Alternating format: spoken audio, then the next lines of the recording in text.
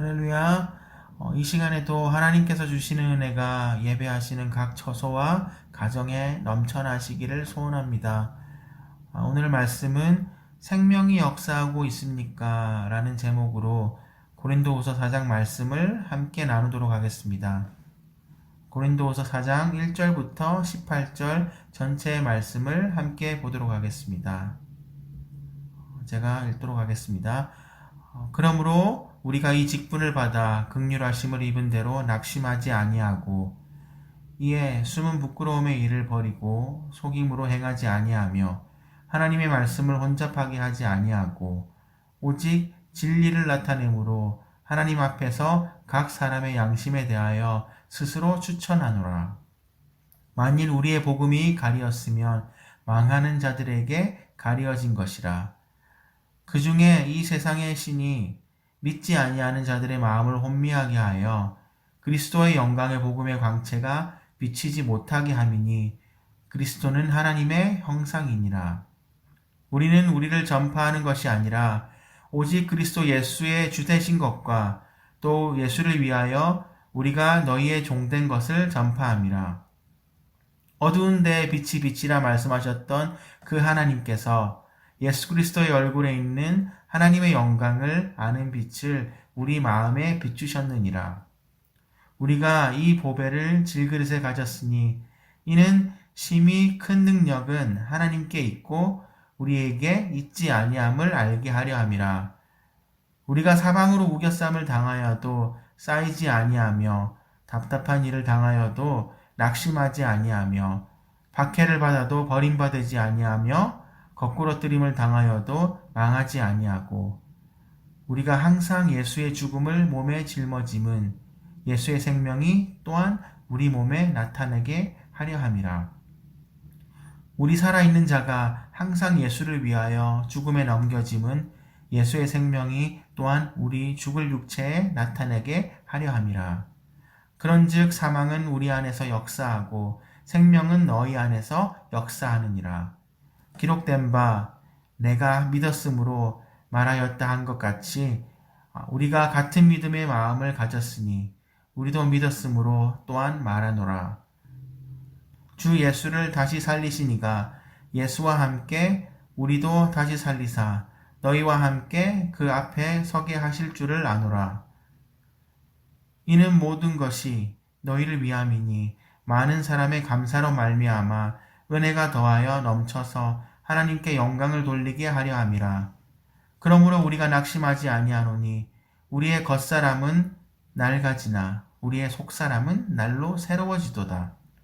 우리가 잠시 받는 환난에 경한 것이 지극히 크고 영원한 영광에 중한 것을 우리에게 이루게 함이니 우리가 주목하는 것은 보이는 것이 아니요 보이지 않는 것이니 보이는 것은 잠깐이요 보이지 않는 것은 영원함이라. 아멘. 어제 본문 말씀이었던 고린도후서 3장 마지막 부분에서 바울 사도는 영광에서 영광에 이르기를 소망하고 있습니다. 그리고 오늘 본문 17절에서도 바울은 영원한 영광을 이루기를 소원합니다. 이러한 마음을 품고 있는 바울이지만 사실 이 편지를 쓰고 있는 바울의 모습은 영광이라는 것과는 거리가 멀게 느껴지는 그런 모습을 보이고 있습니다.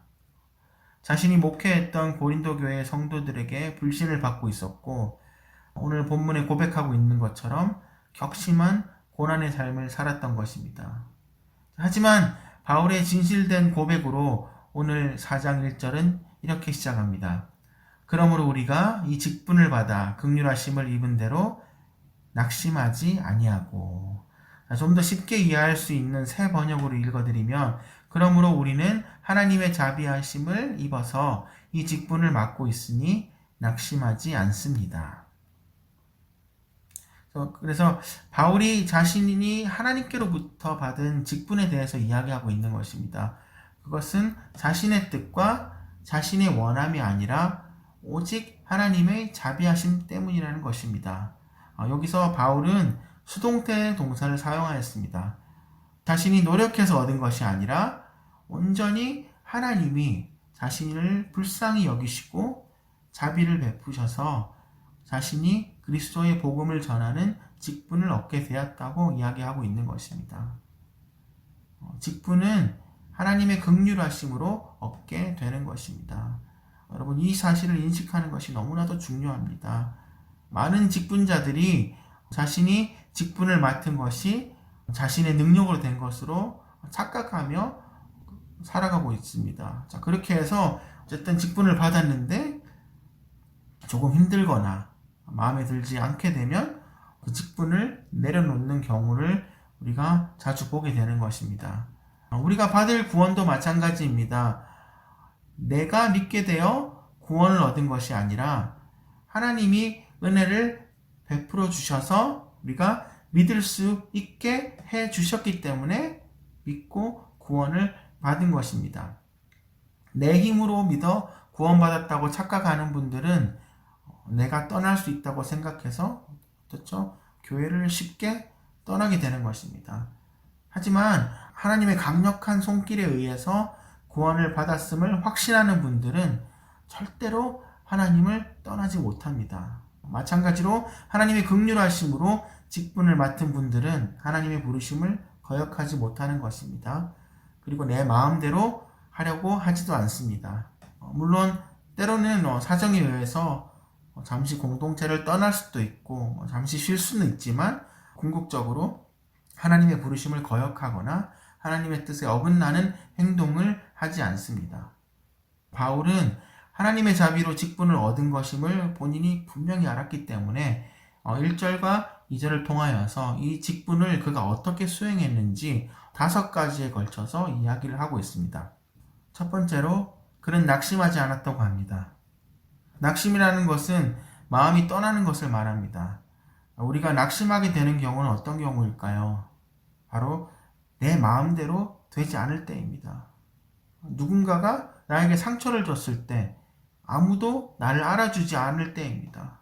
그러나 바울은 하나님의 뜻을 순종하는 사역을 하였기 때문에 낙심할 이유가 없었던 것입니다. 그는 8절과 9절에 어떤 경험을 했는지 이야기를 하고 있습니다.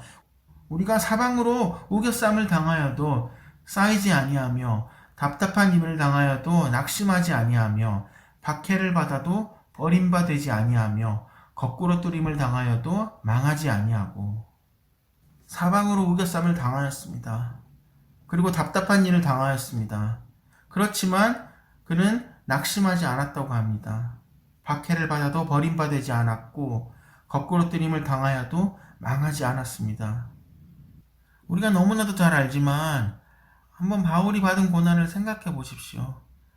우리 같으면 시작하지도 못하고 낙심했을 것입니다. 더군다나 자신을 인정하지 않는 고린도 교회 교인들을 생각하면 그냥 답답한 마음으로 낙심이 되었을 것입니다. 하지만 그 직분을 주신 분이 하나님이시기 때문에 하나님이 하라고 해서 한 일이기 때문에 그는 낙심하지 않았습니다. 두 번째로 바울은 부끄러워서 드러내지 못할 일들을 배격하였습니다. 바울은 다른 사람들에게 알리지 못할 창피한 일들을 하지 않았다는 것입니다. 이 일이 구체적으로 무엇인지는 모르지만 다른 사람이 알아서는 안 되는 숨겨야 할 일들을 그는 결코 하지 않았다는 것입니다. 세상을 살다 보면 다른 사람들이 알지 않았으면 하는 일들이 종종 생겨나곤 합니다. 바울은 하나님의 일을 하기 때문에 부끄러워서 드러내지 못할 일들을 하는 것은 하나님의 일을 방해하는 일임을 알았기 때문에 그러한 일들을 철저히 배격했던 것입니다. 그리고 세 번째로 강교하게 행하지 않았습니다. 강교하다는 것은 목적을 달성하기 위해 교활하고 야비한 수단을 사용하는 것을 이야기합니다. 바울은 하나님의 일을 하기 때문에 그럴 필요를 느끼지 못했던 것입니다. 그리고 네 번째로 하나님의 말씀을 왜곡하지 않았다고 합니다. 하나님의 말씀을 왜곡하는 이유는 하나님의 말씀을 자신이 원하는 대로 해석하려 하기 때문입니다. 자기의 주장을 뒷받침하기 위해서 하나님의 말씀을 왜곡하는 사람들이 참 많이 있습니다. 그러나 바울은 자신이 경험한 예수 그리스도가 하나님의 말씀과 일치하기 때문에 결코 왜곡할 필요가 없었습니다. 그리고 마지막으로 바울은 진리를 환히 드러냄으로써 자신을 떳떳하게 내세웠다고 이야기합니다. 바울의 편지와 사도행전에 나타나는 바울의 사역을 보면 바울은 주저함이 없었습니다. 복음을 증거하는데 주저함이 없었고 죽음이 앞에 있을지라도 그 떳떳함이 사라지는 경우가 없었습니다. 왜냐하면 전능하신 하나님이 긍휼하심으로 맡겨주신 사역이었기 때문입니다. 그런데 여기서 궁금한 것은 하나님이 직분을 맡겨주시면 바울처럼 사역할 수 있는가? 오늘 우리가 고린도후서 4장을 보면서 중요하게 발견해야 될 것이 있습니다. 바울은 하나님이 직분을 맡겨주셨지만 그냥 맡겨주신 것이 아니라 엄청난 능력도 함께 주셨음을 말하고 있습니다. 자, 이 엄청난 능력을 바울은 오늘 보물이라고 표현하였고 이 보물을 질그릇에 간직하고 있다고 이야기합니다. 7절 말씀입니다. 우리가 이 보배를 질그릇에 가졌으니 이는 심히 큰 능력은 하나님께 있고 우리에게 있지 아니함을 알게 하려 함이라. 바울은 스스로를 질그릇으로 표현합니다. 질그릇은 흙으로 만든 그릇이기 때문에 상처가 쉽게 나고 잘 깨집니다. 그것이 우리 인간인 것입니다. 우리는 상처가 쉽게 나고 너무나도 잘 깨집니다. 그러나 질그릇은 무엇을 담고 있는지에 따라서 그 정체성이 달라집니다. 그래서 오늘 이 은혜의 시간을 함께하고 계시는 여러분의 그릇에는 무엇을 담고 계십니까? 바울은 스스로를 보물을 담은 그릇이라고 이야기하고 있습니다. 그 보물이 능력이 된다고 이야기하고 있습니다. 바울은 그 능력으로 사역을 했던 것입니다. 그리고 바울은 이 보물에 대해서 6절에 이렇게 소개합니다. 어둠 속에 빛이 비치라 하고 말씀하신 하나님께서 우리의 마음속을 비추셔서 예수 그리스도 얼굴에 나타난 하나님의 영광을 아는 지식의 빛을 우리에게 비춰주셨다. 이 바울이 말하는 이 보물은 그리스도의 얼굴에 나타난 하나님의 영광을 아는 지식의 빛인 것입니다. 바울은 하나님의 영광을 아는 지식의 빛을 보배로 자신 안에 간직하고 있었던 것입니다. 바울은 이 보배를 실질적인 것으로 인식하고 있고 이 보배가 자신에게 능력을 준다고 확신하고 있었던 것입니다. 왜일까요? 왜 하나님의 영광을 아는 지식의 빛이 그에게 보배가 되고 하나님이 주신 능력이 될까요? 여러분, 하나님의 영광은 무엇입니까? 사실 하나님의 영광은 우리가 말로 표현할 수가 없습니다. 하나님의 영광은 하나님 자체이십니다. 따라서 하나님의 영광을 아는 지식의 빛을 가졌다는 것은 어쩌면 이 세상에서 느낄 수 없는, 이 세상에서 만질 수 없는, 이 세상에서 가질 수 없는 가장 위대하고 선하고 완전한 것을 경험한 것입니다. 자, 그런데 우리가 감히 가질 수 없는 하나님의 영광이 어디에 나타났냐 하면 바로 그리스도의 얼굴에 나타난 것입니다.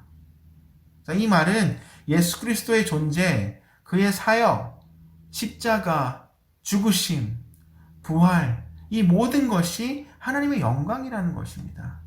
따라서 우리가 예수 그리스도를 믿게 되는 그 순간 너무도 감격스러운 하나님의 영광에 직면하는 것입니다. 우리가 받은 구원은 그런 것입니다.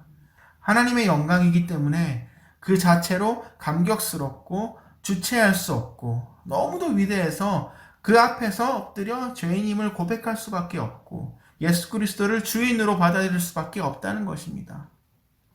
그리스도의 복음에 하나님의 영광이 있습니다. 그리스도의 복음은 우리의 죄를 사하시고 구원하신 것입니다. 따라서 죄 사함 받고 구원받은 사람들은, 그 사실을 믿는 사람들은 하나님의 영광을 소유한 것입니다. 그 십자가의 은혜가 하나님의 영광인 것입니다. 나를 구원하신 하나님의 사랑이 영광입니다. 나를 위해 십자가를 피를 흘리신 예수 그리스도의 사랑이 하나님의 영광입니다. 우리는 이 지식의 빛을 가졌고 이것을 보물로 질그릇에 간직하고 있어야 합니다. 그 능력으로 우리가 하나님의 일을 할 수 있는 것입니다. 그 능력이 없으니까 낙심하고 좌절하고 깨지는 것이죠. 왜 우리는 이러한 능력을 발휘하지 못하는 것일까요?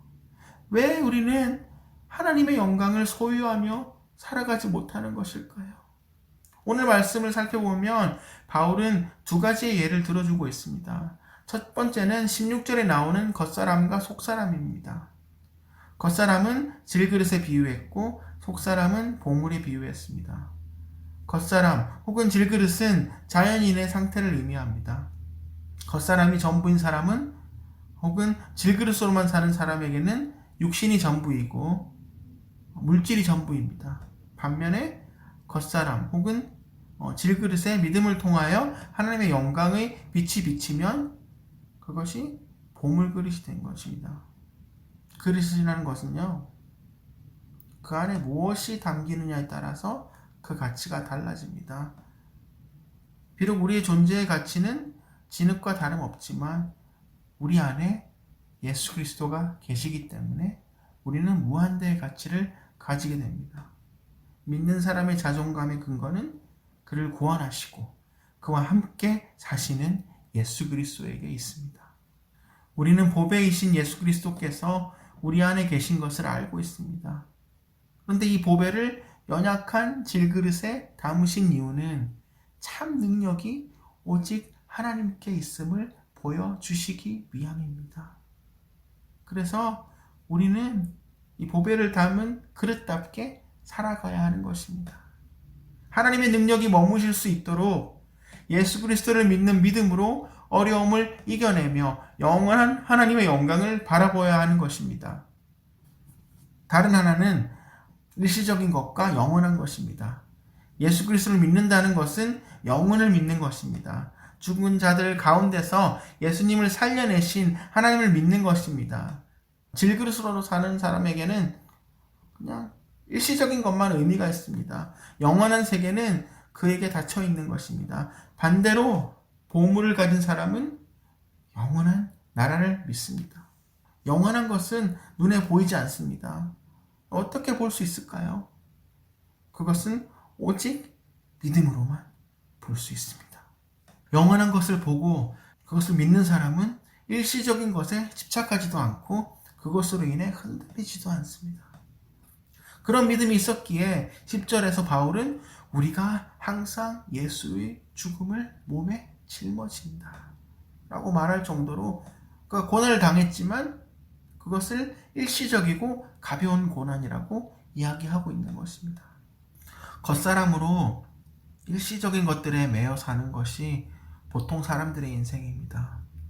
믿음은 속사람으로 영원한 것을 바라보고 살아가는 것입니다. 그 삶에는 놀라운 능력과 비밀이 있습니다. 그렇게 사는 사람은 흔들리지 않는 터전에 서 있는 것입니다. 우리는 주님이 주신 복음의 위대함을 압니다.